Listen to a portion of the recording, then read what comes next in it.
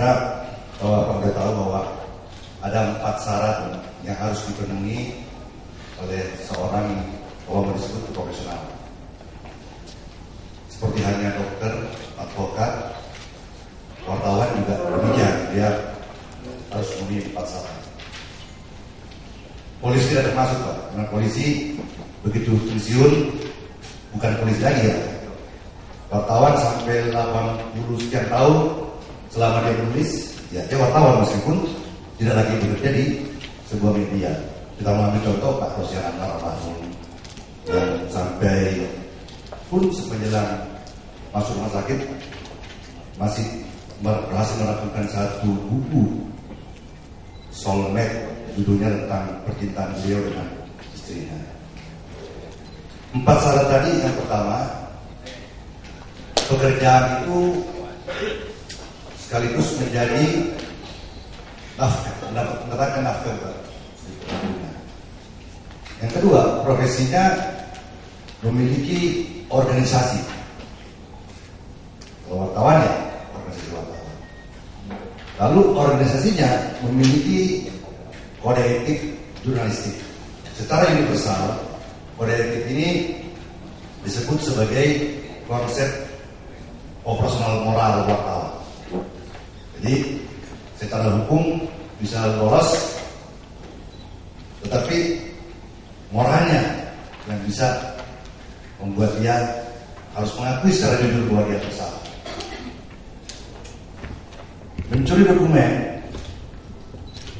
kalau nggak ketahuan kan tidak polisi ya, tidak ada bukti, polisi akan menemukan bukti, tapi moral wartawan akan diuji oleh sejauh mana dia menanggapi bahwa itu hasil dari mencuri tidak fair. Karena salah satu syarat di dalam kode etik itu, pasal kode etik menyebutkan wartawan itu kesatria, sportif. Tidak akan datang ke Pak Gunawan seorang mau melakukan investigasi lalu kemudian dia menyamar. Nggak boleh, wartawan tidak kita menyamar. Dia harus datang ke Pak Gunawan, saya wartawan ini kartu identitas saya. Dan wartawan juga tidak akan mungkin misalnya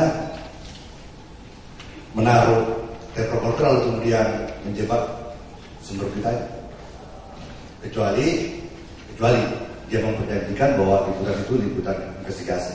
Itu halal menurut salah satu pasal kode jurnalistik. Itu tadi syarat ketiga ya, kode jurnalistik. Lalu kemudian organisasinya memiliki lembaga untuk mengawasi ketaatan wartawan pada kode etik jurnalistik. Itu ada 4 syarat.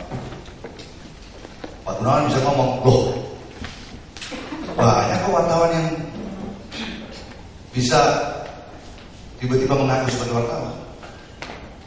Tadi kita ngobrol Pak ya.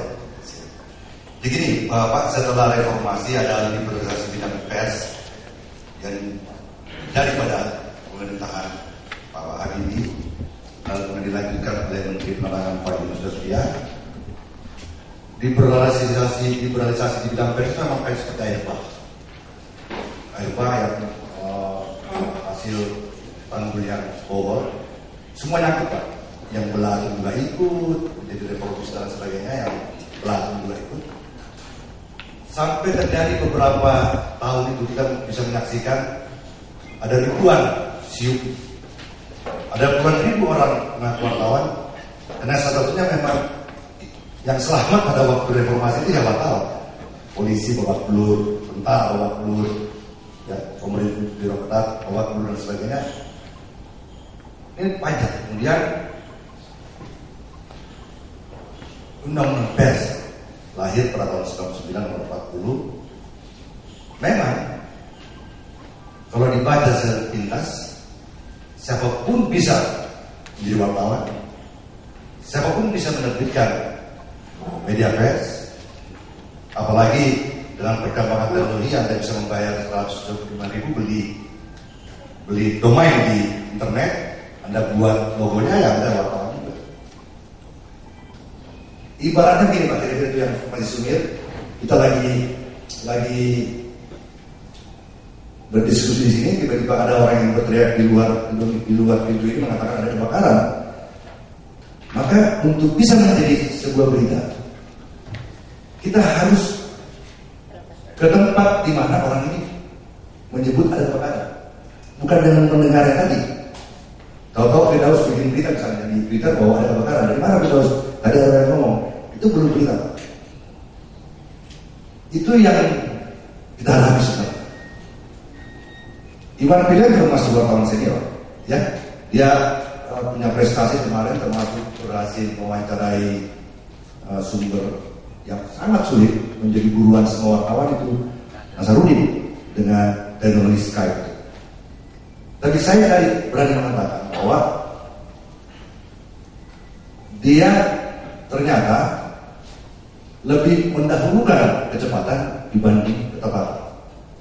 Di dalam politik jurnalistik, wartawan mendahulukan kecepatan dibandingkan kecepatan, meskipun kecepatan menjadi tuntutan mutlak dari media modern sekarang ini. Bayangin bahwa wartawan bukan nggak stres, dia tuntut akurat, sekaligus secara bersamaan cepat. Teman-teman, ini saya janji tadi kepada Bung Firdaus saya menggunakan 20 menit tadi ya untuk pengantar untuk masuk dalam problematik dunia pers yang kita hadapi.